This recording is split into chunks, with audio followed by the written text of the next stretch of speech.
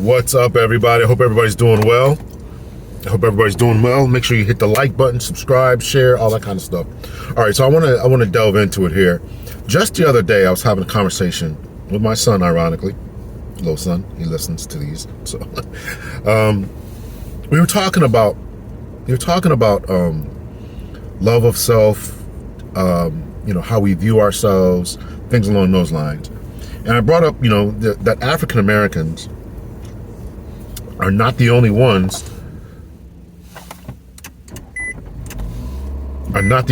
who are dealing with this type of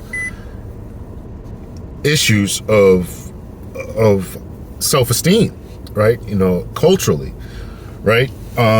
So I mentioned the fact that a lot of that, I think at one time, pretty sure at one time, South Korea was the #1 place for plastic surgeries, and the type of surgeries that they were getting were the double eyelids to make their eyes more round or whatever, in order to look like a certain aesthetic that they thought was the perspective, or the standard, I should say. So then I was listening to a video, and I'm going to play a snippet of a video talking about that it's really kind of over for the West. If anybody follows what's going on with the BRICS, that's the Brazil, Russia, India, China, South Africa, and a few other countries, and I think it's called BRICS Plus now. What they're doing with their financial institutions, I'm not an economist, I'm not a financial person. I try to follow it, but I certainly can't explain it to any level or degree of competency. But they're trying to get away from the standard of the U.S. dollar. And there's a video about Marco Rubio, the Secretary of State, commenting about this, right? Anyway, so I want to play a snippet of the video when it talks about self-confidence, and that's what I want to bring it back to, self-confidence. Let me play the video here. That you first need the economy to grow before you can develop the self-confidence, or can you develop self-confidence in a low-growth environment? And I'm asking the question in the context of the South African experience. We may have had the Madiba factor in 1994, and we've had growth for a period, and then our growth fell away. Well, is it possible to think of the self-confidence as growth being associated? Well, if I can just quickly respond. If you look at my memoirs, Living the Asian Century, I begin by telling the story of my life when I was a child growing up in Singapore in a British colony. And I, as an Asian child in a British colony in Singapore, I believed that I was mentally, culturally, intellectually inferior to the white man. The white man was up there, always brighter, smarter, and all we had to do is look up to the white man, and we Asians, we were inferior. That's what I believe as a child, okay? You read my memoirs, it's all there. But gradually, as I studied, as I did well in school, I began to understand, hey, the white man is not necessarily superior. Actually, he's the same. We can perform just as well.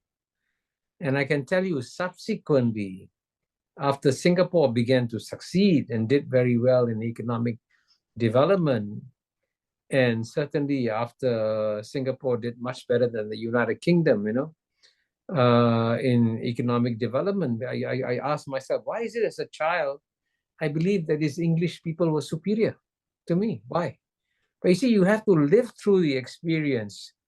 You have to experience the inferiority, which I did very profoundly, and then grow yourself, succeed in what you're doing, develop the self-confidence, and then you begin to challenge, and then over time, you develop the psychological self-confidence. So certainly, you have to have some degree of success if you're going to sustain that self-confidence that you develop among yourselves. And I think that can be done.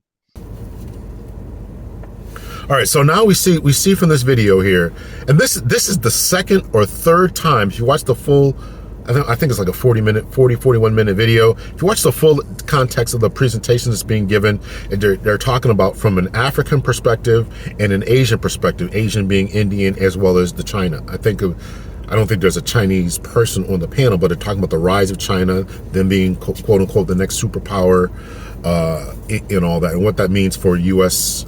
Hegemony, the multipolar world system, world order, and all this kind of other kind of stuff.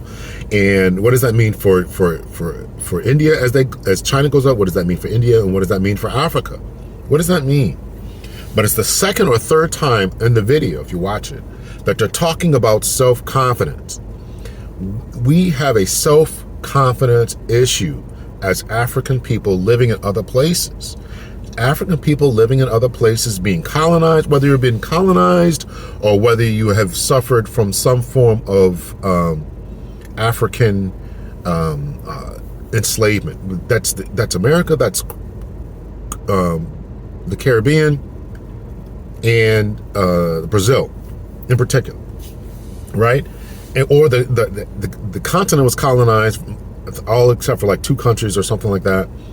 And then, of course, we know what happened in the United States. And then we know that, the transatlantic boat ride, they were dropped off in Brazil and dropped off in the Caribbean.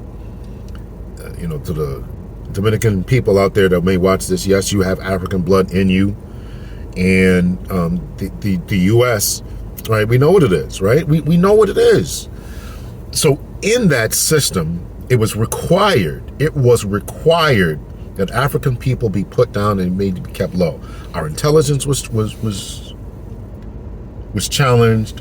Our innate skills was challenged. Our body odor, the thickness of our skins. If you ran away from slave plantations, you were suffering from drapetomania. All this kind of crazy stuff in order to keep us feeling inferior. And a lot of times we think that we're the only ones dealing with that. I just told you about what so many South Korean people and people who are going to South Korea to get these different eyelid surgeries and all that in order to look like the aesthetic. You saw the video here with this Indian brother who's growing up with a colonialistic mindset, saying that, oh man, these people in this place, because of what they have achieved, are so much better than everyone else. So you have to defeat that. So in the video, they're talking about the rise, and in order to the rise of them economically. And if you're going to rise economically, you got to be competent in school. You got to be competent in the things that you build, and that competence, in turn, turns to confidence. That's what I've been saying for a long time. So you have to achieve certain things. That's why every time you get an A in a paper, A in a test, or you do whatever you do musically, artistically, whether it's building, whatever, the more you do that and you feel better about yourself and you've achieved a certain level, achieved a certain status, you can go up higher, and you'll recognize that other people are not on this level. Other people are not on this level, or the level that you put them at, they're not really there. The level that you put them at, they're not really there. Listen, I'm gonna tell you this one. And you don't realize this until you start walking into these different paths and stuff. You don't realize this until you start getting into this place, right? A lot of times people look up to other people, and then when you get on that level, you realize you really shouldn't meet your heroes, if it were, because you recognize that these people are just like you. They're just like you. It happened to me in the PD. I start moving up the chain. You think, oh man, this guy's got so much wisdom, and you start sitting in the office with these people, and like, what are you talking about? What you're saying doesn't make any sense. It happens when you go to get education, right? You start sitting sitting in places and being in places, and when I got my degree, I'm like, man, and I still talk about it because it's still relatively fresh.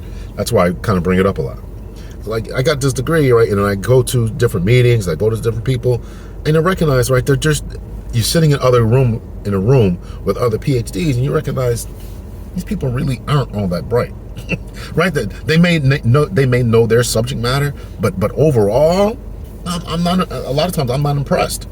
And it happened to me on the PD, sitting in a room with other, even when you go to different functions and meetings with other police department heads and stuff, you start talking to people.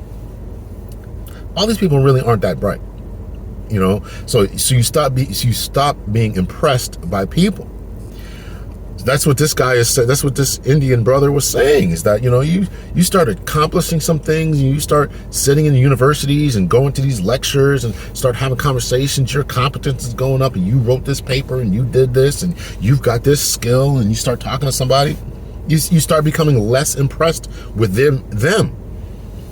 So I'm saying that to say we have to really do some internal work as far as lifting ourselves up.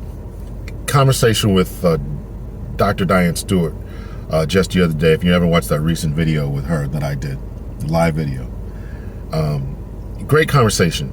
And she said something that was really profound. She said, when we came out of slavery, we went through one of the most mass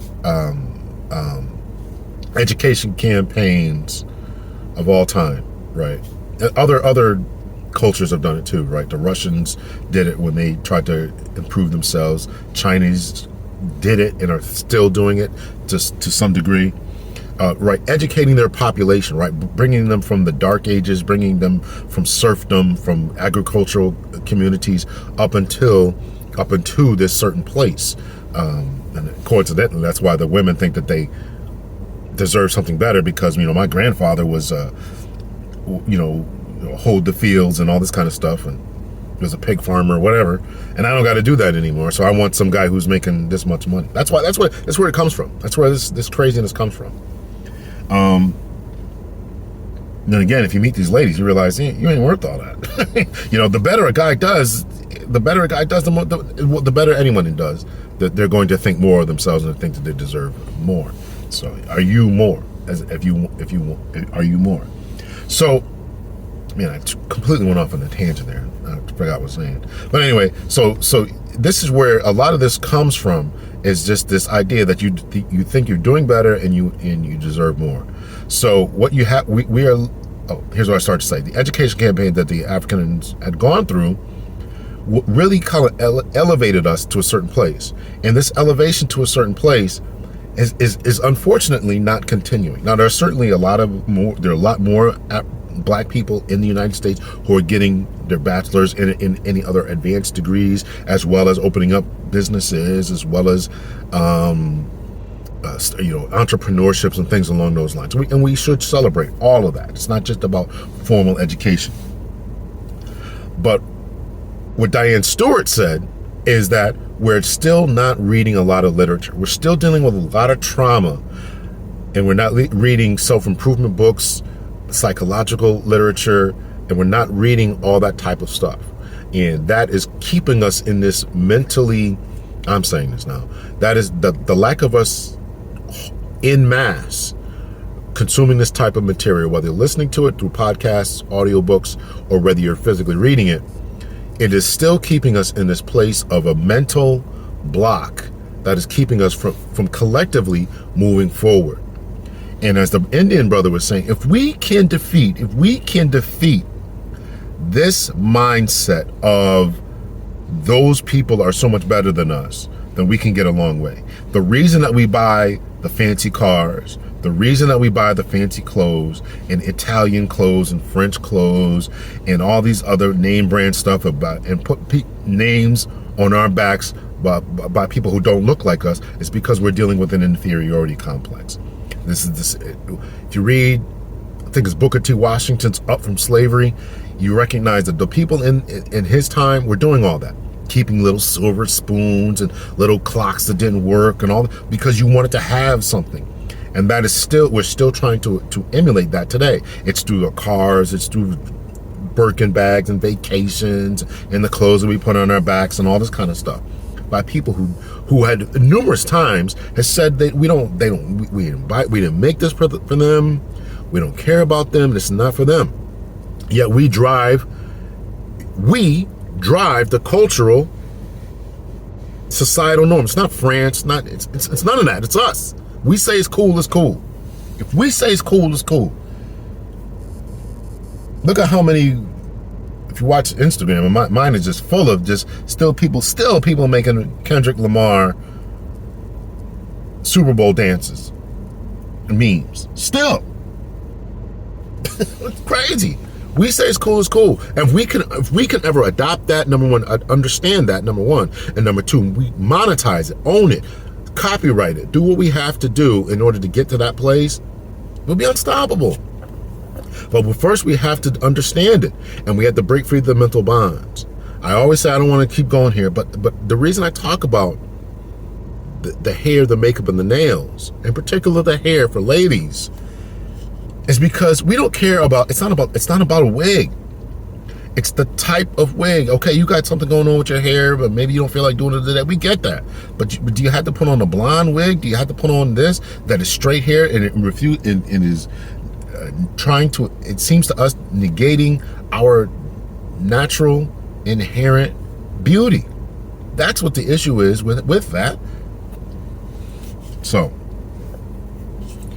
we gotta figure out that this is happening, understand that it's happening, comprehend it, digest it, internalize it, and ask ourselves, do I really love myself? Do I really think that I'm intelligent? Do I really think that I have the ability to do the job? Do I really think that I can get this done? Do I really think that I can overachieve? Do I really think that I'm competent enough to pass this test? Can I really go to school here and accomplish this? Am I up to the task to do whatever it is? And everybody's not cut out for formal education through college, but you can do whatever you can do something. And you can do it to a competent measure. And the yardstick should not be them in the way that they look and present. Get them off the pedestal. I told you, once you enter into their spaces, you recognize that they didn't run all that. You see it. People aren't all that. They're not all that. They are not all that. So I just want to drop this video to give you the confidence to say, keep going, keep striving, keep going. And if you're watching this in another country, got a few people following me in other countries and all that. If you're in Africa, got to get over this, right? We all got to get over it. We all got to get over it, right? Even myself, right? I have to actively think about, what's going on here. So if you're living in the Caribbean, you're living in Africa, you're living in Brazil, you're living in some place, or you moved to a place, right? The Indian brother was saying he was living in Singapore in a colonistic environment, and it was all intentional. It's all intentional to give us the inferiority complex that we were dealing with, right? So hear it from another brother from another race. Maybe his ice is colder. Maybe you'll listen to him. But we got to get through this. We got to get on this, right? And a lot of it, there's a lot of decolonization going on, a lot of detoxing, a lot of decentering these other people and what they have achieved, and look to ourselves to achieve the same things, because we have the skills, the ability, and the talent, and the intelligence. We have the skills, the ability, the talent, and the intelligence in order to get these things done. So I just want to drop that into your spirit. Till next time, hit me in the comment section. Let's keep the conversation going. Much love and peace. Let's make it do what it do. Hit the like button. Hit the like button. Make sure that you subscribe.